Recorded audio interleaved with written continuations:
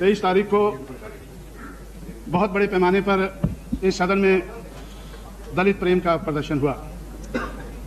दलित प्रेमी मेरे पास भी आए, मुझसे कहने लगे कि आप चिल्लाते क्यों नहीं हैं?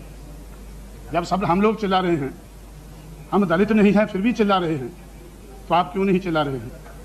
हम सदन के वेल में खड़े हुए हैं, तो आप क्यों वेल में नहीं आते हैं? मैं चुप रहा।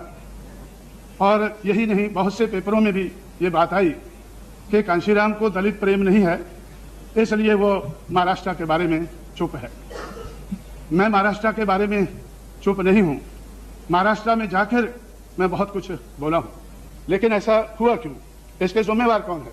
मैंने पहले कहा है कि मैं दलितों को बड़ा भारी जिम्मेवार समझता हूँ, क्योंकि दलितों ने जो अंबेडकर के स्टैचू लगाए हैं वो तो ठीक हैं, लेकिन जो उन्होंने अंबेडकर की मूवमेंट को ख़त्म किया है वो गलत हुआ है। अंबेडकर की मूवमेंट से जुड़ना चाहिए था, पुतलों से नहीं। उनके पुतलों से जुड़ना इतना ज़्यादा ज़रूरी नहीं था जितना अंबेडकर की मूवमेंट को कामयाब बनाना ज़रूरी था, क्योंकि स्टैचू के ऊपर तो पंछी भी बैठ जाते हैं, पेशाब करते हैं। क्या हम पक्षियों के पीछे भागेंगे? क्या हम पक्षियों के पीछे भागेंगे? क्या आपने ये क्या किया? स्टैचू को खराब कर दिया। दलितों को अगर अपना उद्धार करना है, दलितों को अगर उनका एम्पावरमेंट वो चाहते हैं, दूसरे एम्पावरमेंट की बात करते रहेंगे, दूसरे लोग दलित एम्पावरमेंट की बात करते रहेंगे, लेकिन उनको पावर में आने से रोकेंगे, जिस तरह से महाराष्ट्र में रोका गया और वो रुक गए। तो इस तरह से मैं समझता हूं कि दलितों को इस दलित प्रेम से सावधान रहना चाहिए।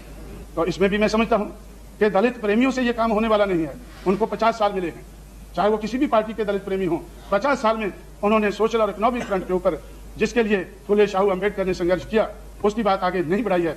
अगर आगे बढ़ानी है तो ये दलितों को ये काम खुद करना होगा, चाहे वो दलित उत्तर प्रदेश का है, बिहार का है, महाराष्ट्र का है, तमिलनाडु का है, उनको मिलजुल कर ये काम करना होगा। इस सदन के माध्यम से ये मैसेज मैं उन सारे दलितों तक पहुंचाना चाहता हूँ। धन्यवाद।